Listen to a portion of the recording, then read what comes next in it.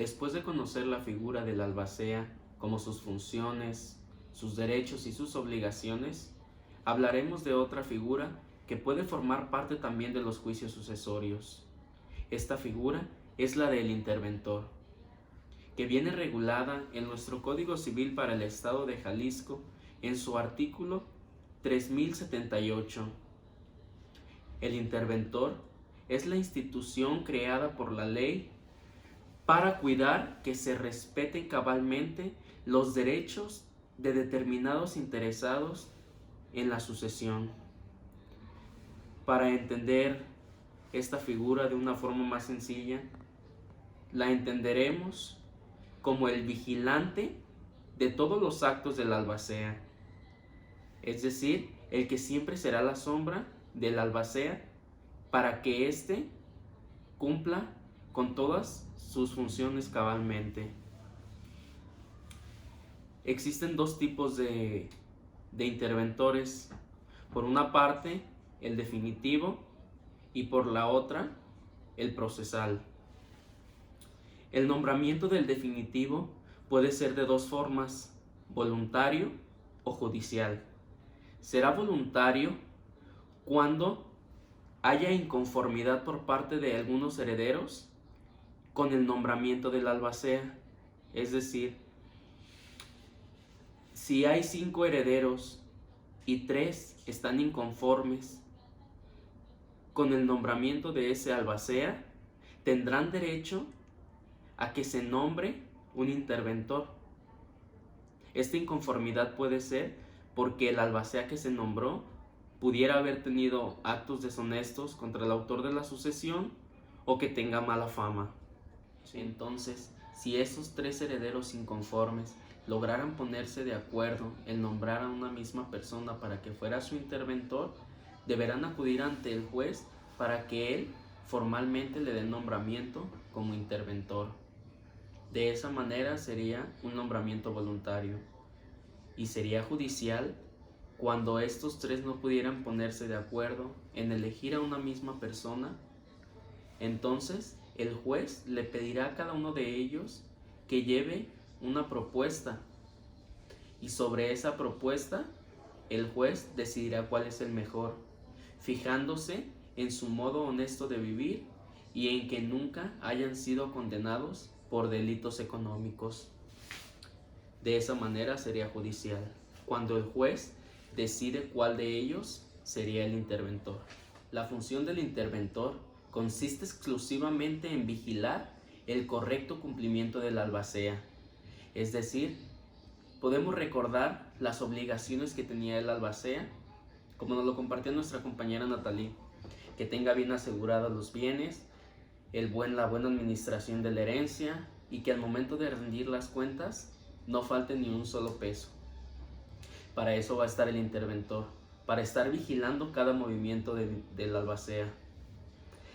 Cabe mencionar que el interventor no desempeñará ningún cargo de administrar ni poseer los bienes de la herencia.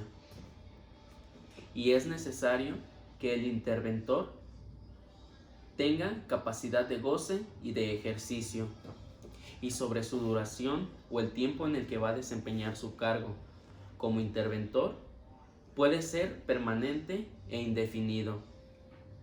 La minoría de los herederos que lo nombró lo puede revocar por el cargo que se le confirió.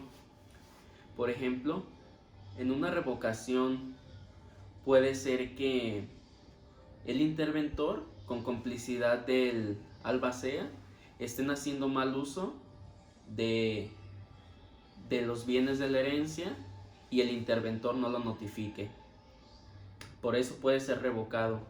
O también que se nombre un nuevo albacea, ya que al momento de hacerse un nombramiento de albacea, esta figura desaparecerá. Para la retribución o el pago para los interventores, dice el Código Civil para el Estado de Jalisco en su artículo 3083 que tendrán la retribución que acuerden los herederos al momento que lo nombran.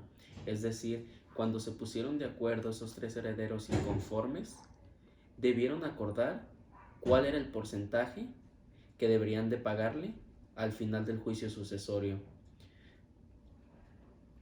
Y si la designación del interventor la hizo el juez, se le pagará conforme al arancel como si él fuera un apoderado. El interventor provisional o procesal es aquel que está regulado por el Código de Procedimientos Civiles para el Estado de Jalisco en su artículo 817. Este interventor lo nombra el juez en cuanto se da cuenta de la muerte de algún autor de una herencia, y es normalmente cuando no hay algún testamento o alguien que lo represente en la sucesión. El juez nombrará a este interventor provisional para que se haga cargo de todos los bienes, los mantenga hasta que llegue un heredero. Este interventor deberá de reunir todos los papeles del difunto y los llevará ante el juez para que ahí quedaran en resguardo. Además, si hubiera dinero en efectivo, joyas y alhajas, deberán de depositarlos en un establecimiento autorizados por la ley. Además, este interventor deberá cubrir todos los gastos y pagos de deudas mortuorias. Los requisitos para ser este interventor es contar con capacidad general, es decir, de goce y ejercicio, ser de notoria buena conducta y además estar domiciliado en el lugar del juicio. A diferencia del otro interventor, que solo era ser vigilante del albacea, este es depositario, incluyéndose la conservación material y jurídica de los bienes. Es decir, que al momento que se le entregan los bienes, él debe de responder y debe de mantener esos bienes en buen estado. Y si fuera necesario hacer alguna mejora, estos gastos se le reembolsarán. La retribución para a diferencia también del otro interventor, será el mismo pago que el del albacea. Y la duración de es transitoria e indefinida, puesto que su función terminará en cuanto se nombre a un albacea. Para concluir este tema del albacea y el interventor, mi compañera Natalie y yo coincidimos que la función que juegan el albacea y el interventor dentro del proceso sucesorio es de suma importancia, ya que ellos son los que toman el resguardo de los bienes y su administración. El albacea es quien administra, mientras que el interventor es quien vigila el cumplimiento de las funciones del albacea. Les agradecemos por su atención.